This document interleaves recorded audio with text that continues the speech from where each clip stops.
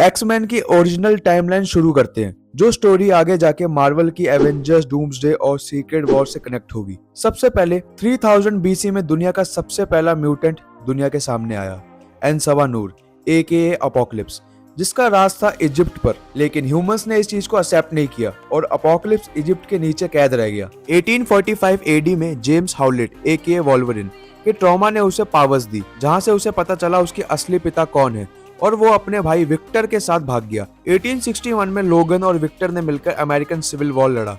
1917 में उन्होंने world war 1 लड़ा। 1944 में छोटा चार्ल्स जेवियर्स एके प्रोफेसर एक्स मिला छोटी रेवन से वेस्टचेस्टर में। उसने उसे अपना घर दिया। दूसरी तरफ जर्मन कंसंट्रेशन कैंप में एरिक लैंसर एके मैग्नेटो के ट्रॉमा ने उसे म्यूटेंट एबिलिटी दी और वो आया क्लाउस स्मिथ के नजरों में। 1944 में लोगन और विक्टर ने वर्ल्ड वॉर 2 की लड़ाई लड़ी, जिसके एक साल बाद वो जापानीज इंटर कैंप में मिला याशिडा से और उसने याशिडा को नागासाकी के एटॉमिक ब्लास्ट से बचाया। 1962 में चार्ल्स और एरिक एक दूसरे से मिले, जहां उन्होंने म्यूटेंट्स की टीम बनाने की सोची, पर क्यूबन मिसाइल क्राइसिस के बाद उन्होंने अपने रास्ते बदल दिए और चार्ल्स ने अपने चलने की एबिलिटी लूज कर दी। 1973 में लोगन और विक्टर ने वियतनाम वॉर में हिस्सा लिया। विक्टर अपने उल्टे काम की वजह से ऑफिसर को मार देता है, जहां विक्टर और लोगन को फायरिंग स्क्वाड की सजा मिलती है, जिससे बचने के बाद विलियम स्ट्राइकर टीम एक्स में रिक्रूट करने आता है। लोगन कुछ टाइम बाद ये टीम छोड़ देता है। 1979 में विक्टर लोगन की गर्लफ्रेंड को मारने का नाटक करता है। लोगन स्ट्राइकर के पास जाता है और एडमेंटियम मेटल को अपने बोन्स में फ्यूज करवाता है। फिर उसे स्ट्राइकर की असलियत पता चलती है और इस पूरे बवाल के अंत में प्रोफेसर एक्स रिक्रूट करता है साइक्लोप्स और कुछ म्यूटेंट्स को,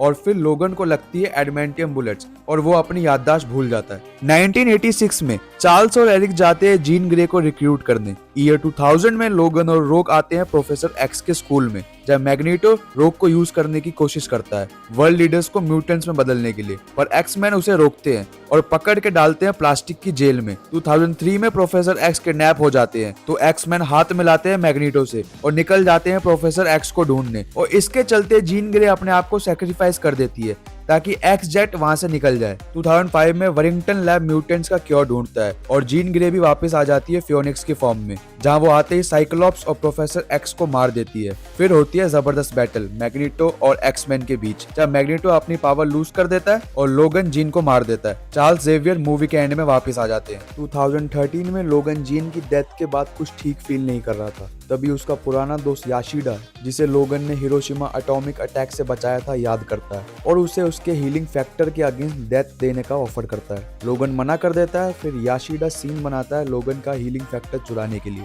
जिसके बाद एक जबरदस्त लड़ाई होती है जिसमें लोगन याशिडा को खत्म करके जापान से निकलता है, जीन की डेथ के गम को भुला के। 2015 में एरिक और चार्ल्स आते हैं लोगन के पास और उसे बताते हैं सेंटिनल्स के खतरे के बारे में, जो 2023 तक आने वाला है। ये खतरा पूरी दुनिया के लिए बहुत बड़ी परेशानी बन जाता है। सेंटिनल्स आखिरी म्यूटेंट्स को ढूंढ रहे हैं। प्रोफेसर एक्स एक तरीका निकालता है लोगन को टाइम में पीछे भेजने का, ताकि वो मिस्टिक को रोक सके बोलिवियर टास्क को मारने से, ताकि सेंटिनल प्रोग्राम कभी आगे ही ना बढ़े। लोगन टाइम में पीछे जाता है और प्रोफेसर एक्स और मैग्नेटो की मदद से ये सब रोकता है, और फिर सेंटिनल प्रोग्राम भी आगे नहीं बढ़ता और यहाँ से फ्यूचर चेंज हो जाता है और यहाँ से बनती है एक नई ब्रांच। एक टाइमलाइन तो पूरी क्लियर हो गई, बट इसमें अभी भी काफी सारे एरर्स और मिस्टेक हैं, पहले से ज्यादा। बट एक्समैन की movie time to time errors को ठीक करती रही है। अब आते हैं न्यू टाइमलाइन पे। 1973 में वॉल्वरिन और प्रोफेसर एक्स ने मिलकर डॉक्टर टास्क का असैसिनेशन रुकवा दिया और मैग्नेटो निकल गया प्रेसिडेंट को मारने, जिसके बाद वॉल्वरिन की बॉडी ले गई मिस्टीक। सोचने वाली बात यह है कि 1962 से लेकर 1973 तक किसी की एज नहीं बढ़ी है। 1983 में इंडिया ने वर्ल्ड कप जीता और अपोकलिप्स जागा अपनी नींद से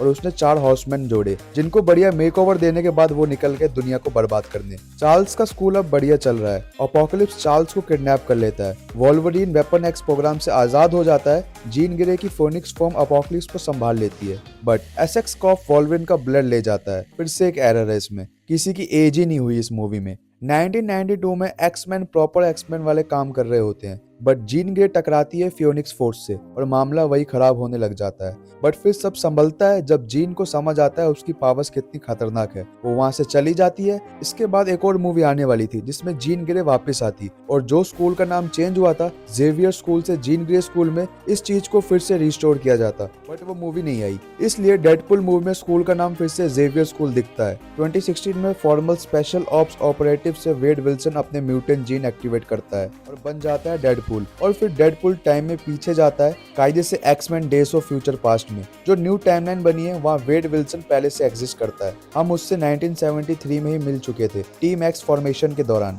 और डेडपुल को पता है वो फिक्शन कैरेक्टर है, तो उसका फोर्थ वॉल ब्रेक करके अपने आप से और हमसे बात करना बिल्कुल नॉर्मल है। 2018 में डेडपुल के सामने नई मुसीबत आती है जहाँ एक और टाइम ट्रेवल एलिमेंट ऐड होता है, तो कंफ्यूजन और भी बढ़ा देता है। बेसिकली केबल फ्यूचर से आता है रसल को मारने ताकि रसल फ्यूचर में उसकी फैमिली को ना मारे। यहाँ हमें इस टाइमलाइन के एक्समैन मेंबर भी दिखते हैं, इसलिए डेडपुल को इस टाइमलाइन में रखा है। डेडपुल केबल की फैमिली को बचाता है पर अलग तरीके से, लास्ट में केबल ही रह जाता है और डेडपुल टाइम में पीछे जाके और भी चीजें चेंज कर देता है। 2023 में X Men days of future past में सब कुछ ठीक हो जाता है। वोल्वरिन स्कूल पे वापस आता है जहाँ पे जीन और स्काउट जिंदा हैं और सब खुश हैं, बट इस टाइमलाइन में भी काफी सारे एरर्स हैं। यहाँ 10-10 साल का गैप है बट कोई कैरेक्टर की एज नहीं बढ़ रही है। अब आते हैं थर्ड टाइमलाइन पर। लेट 2020 में न्यू म्यूटेंट्स के इवेंट्स हुए जहाँ पे न्यू म्यूटेंट्स में लोगन वाली फुटेज फीचर होती है। यहाँ पे एसएक्स कॉर्पोरेशन म्यूटेंट्स पे एक्सपेरिमेंट कर रहे थे। 2029 में लोगन के इवेंट फीचर हुए जहाँ लोगन अपना हीलिंग फैक्टर खो रहा था।